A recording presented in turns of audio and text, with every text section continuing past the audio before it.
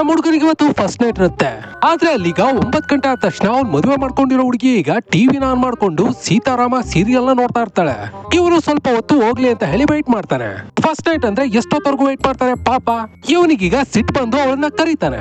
ಅವಳೀಗ ತಿರುಗಿ ಒಂದ್ ಲುಕ್ ಕೊಡ್ತಾಳೆ. ನಮ್ಮವನ್ ಹಾಗೇನೆ ಸೈಲೆಂಟ್ ಆಗಿ ಹೋಗ್ಬಿಡ್ತಾನೆ. ಆ ದಿನ ಫಸ್ಟ್ ನೈಟ್ ಆಗ್ಲಿಲ್ಲ, ಏನು ಆಗ್ಲಿಲ್ಲ. ಅದಕ್ಕೆ ನೆಕ್ಸ್ಟ್ ಡೇ ಈಗ ನಮ್ಮವನು ಕತ್ಲೆ ಯಾವಾಗುತ್ತೋ ಅಂತ ಹೇಳಿ ಫುಲ್ ಖುಷಿಯಾಗಿರ್ತಾನೆ. ಯಾಕಂದ್ರೆ ನಿನ್ನೆ ಅಂತೂ ಏನು ನಡೀಲಿಲ್ಲ, ಇವತ್ತಾದ್ರೂ ನಡೀತೇನೋ ಅಂತ.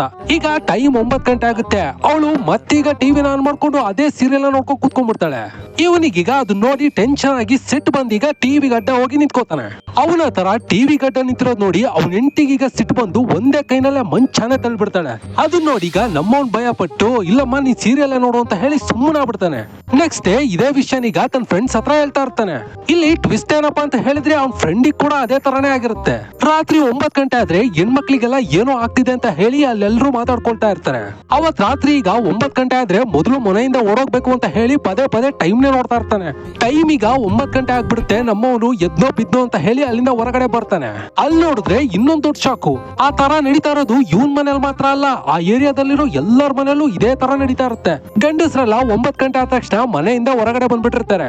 ಇದನ್ನ ಹೀಗೆ ಬಿಟ್ರೆ ಸರಿ ಹೋಗಲ್ಲ ಅಂತ ಹೇಳಿ ಒಬ್ಬ ಮಂತ್ರವಾದಿನ ನೋಡೋದಕ್ಕೆ ಅಂತ ಹೇಳಿ ಬರ್ತಾರೆ. ಅಲ್ಲಿ ಮಂತ್ರವಾದಿ ಯಾರು ಅಂತ ನೋಡಿದ್ರ ಅದು ಸಮಂತ.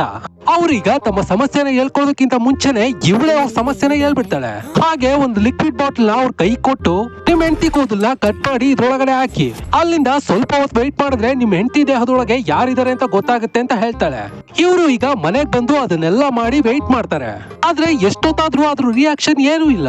ಅದಕ್ಕೆ ಅದನ್ನ ಅಲ್ಲೇ ಬಿಟ್ಬಿಟ್ಟು ಆಚೆ ಬರ್ತಾರೆ.